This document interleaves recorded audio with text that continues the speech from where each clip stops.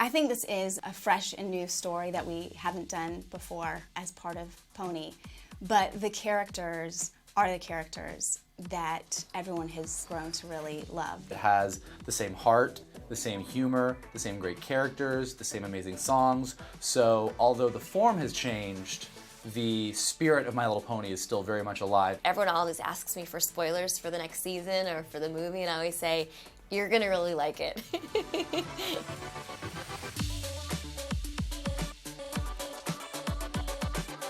It was a lot of fun for us. You know, Megan's been on Pony for a while, and it was really fun to kind of throw her this challenge. You know, we kind of all decided we wanted to do this thing. We wanted to say, let's take My Little Pony where we've never gone before. Let's make them human. When I first heard this, you know, I really was thinking, what would be the best story for this, and who would we take into this world, and how would it work? It's kind of a scary thing. I mean, like, it's have we jumped the shark? Are we going too far?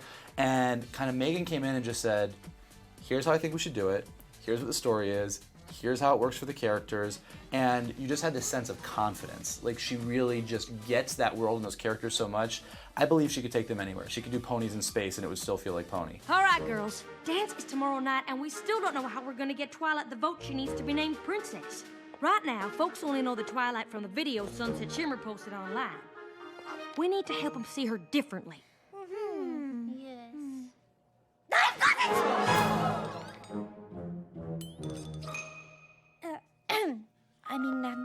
Perhaps I have a solution. The very first episode of the entire series is about Twilight in pony form going to Ponyville and sort of meeting all the ponies who will eventually become her friends. And I really thought I could use that as a touchstone for this story, where she would be entering a totally new environment, one that viewers of the show had never seen before, and of course that's something she had clearly never experienced before, which was the human world. And so I just kind of ran with that. What am I?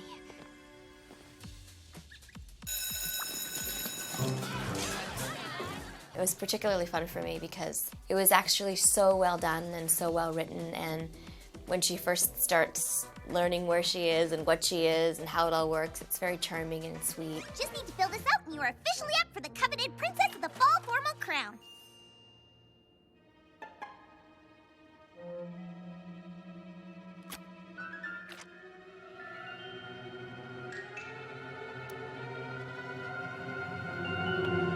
What was really cool for us that Megan did was this idea of Wizard of Oz in reverse.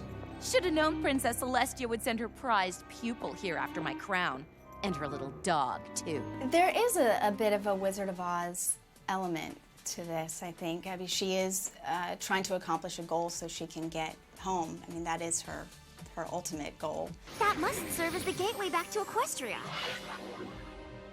We need to find my crown as soon as possible and get back there. I suggest we start searching the castle first. So I think, you know, seeing a high school location and human characters and cars and malls and coffee shops, for her, this is the craziest thing she's ever seen. But for our audience, it's actually a really relatable place.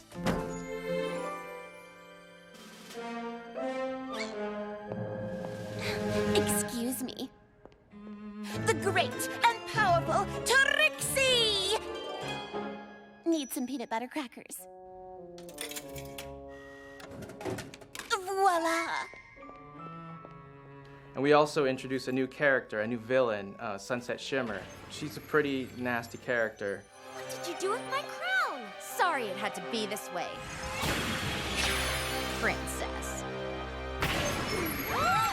I really liked the idea that if there's really a true villain in the world, it's probably the high school mean girl. And having Twilight have to face that type of villain in a high school setting was really exciting to me. This looks terrible. There should be more streamers near the stage and fewer balloons. Yeah! Streamers! And fewer balloons! Fizzy apple cider? Ugh, this is my coronation, not a hoedown. Well, now, it ain't necessarily gonna be your coronation this time around. Oh, Is that so? You country folk really aren't that bright. Must be why the other students say such awful things about you. Part of the fun of this DVD is when you do get to meet all the human versions, you're like, oh, it's Pinkie Pie. Oh, it's Rainbow Dash. Oh, it's Twilight. You get their energy and who they are right away.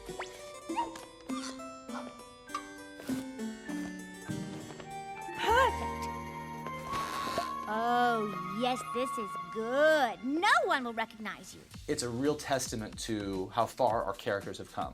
That they're not just ponies, and they're not just one character level. Like, you can take Pinkie Pie and put her in a human form in a high school, completely out of context of anything that would be in a My Little Pony TV series, and she still acts exactly, perfectly, 100% the way that you would expect Pinkie Pie to act. Hi, my name's Twilight Sparkle, and Pinkie Pie? Are you psychic? No. I don't think so. Unless, of course, that's something you can do here. Not usually. Trying to find who they would be in the human world and have it relate pretty clearly to who they are in Ponyville. Rainbow Dash, for instance, is on the soccer team. And I did have that Fluttershy helps out with the local animal shelter. Rarity works in a boutique in the mall. So it was actually pretty easy to find these sort of places to put the girls that would make sense and translate. Somebody order a dozen cases of fizzy apple cider. Me. That was the really fun thing, is that it's not just our 6 main characters. Every character, whether it's the Cutie Mark Crusaders or Granny Smith or Big Mac or Cheerilee or any of them, we get to see our pony characters in a completely different world, but they are still 100% recognizable as exactly who they are. And can I get mine with extra oats? Oats? Scratch that. However you normally make it is fine. I guess one of the bigger kind of fun changes is with Spike is it turns into a dog in this world. Obviously it'd be a little weird if he stayed a dragon. You're not supposed to... Spike? Are you a dog? I think so. He has a slightly different relationship with Rarity. In Ponyville, he has a big crush on Rarity, and she doesn't show much interest in him. But in this world, Rarity thinks he's a cute little puppy. And we'll need a disguise for your dog, which is too bad. He really is so adorable. You know, with a little work, I think I could make him look like a rabbit instead. I think it was really fun to bring them into human form, and part of the fun is the gags of a pony all of a sudden walking on just 2 legs and not knowing, what are these, hands? I don't know what to do with them. So that was a source for a lot of fun. My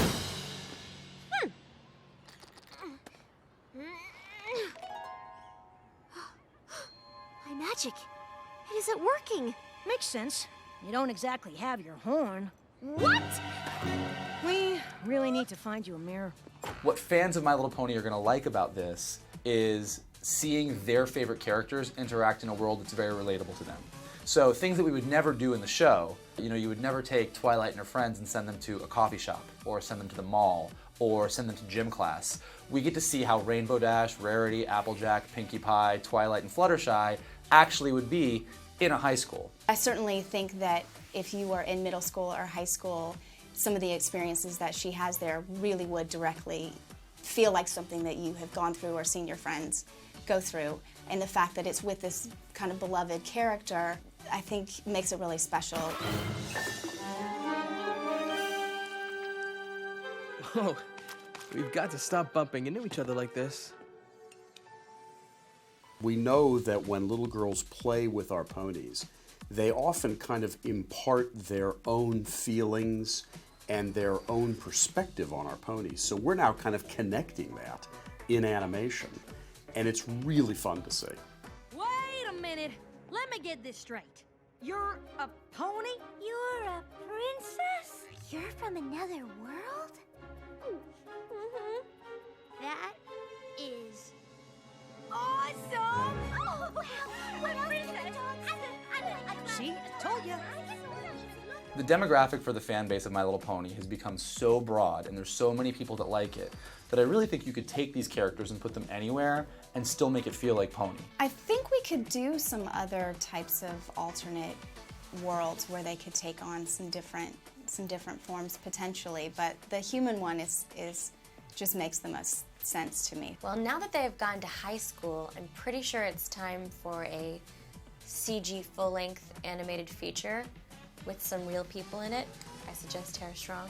The world of My Little Pony is so broad that there are a number of places that we can always take it, and we're always pushing the envelope to keep the pony entertainment and the pony brand fresh and exciting. I don't know that we would go down the road of the My Little Pony fish show, but the thing that's great about My Little Pony is if we did, I could tell you exactly how the Pinkie Pie fish would act.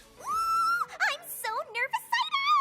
You do realize that's not a real word, right?